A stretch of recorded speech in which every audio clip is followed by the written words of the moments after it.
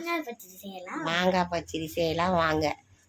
தேவையான மாங்காய், வெங்காயம், தக்காளி, ஒரு வெங்காயம் ஒரு தக்காளி, கடுகு, கொஞ்சம் வெந்தயம், கருவேப்பிலை. இப்போ செய்யலாம் வாங்க. எண்ணெய் காஞ்சையும் போட்டு வதக்கிட்டு கருவேப்பிலை போட்டு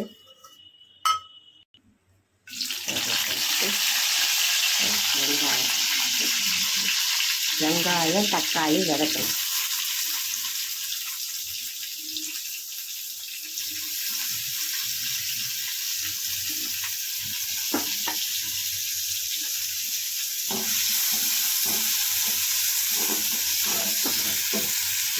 கொஞ்சம் வதங்கினதும் மாங்காயை போட்டு கொஞ்சம் தண்ணி ஊற்றி வேக வைக்கணும்.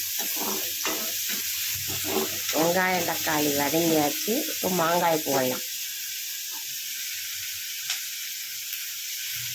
அப்புறம் தண்ணி ஊற்றி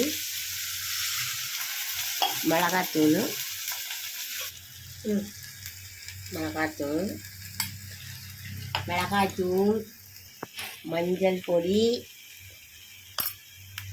உப்பு, தேவையான அளவு உப்பு போட்டு மூடி வச்சுட்டு வேகணும். மாங்காய் வெந்துடுச்சு. இப்போ வெல்லம் போட போகிறோம். இனிப்பு நிறைய வேணும்னா 50 கிராம் மேலே போட்டுக்கலாம். இனிப்பு திட்டமாக வேணும்னா 50 கிராம் போட்டுக்கோங்க. போட்டு கலரி நல்லா சுண்டணும். சுண்டன அப்புறம் தான் இறக்கணும். வெல்லம் போட்டு கலரி சுண்ட வைக்கணும்.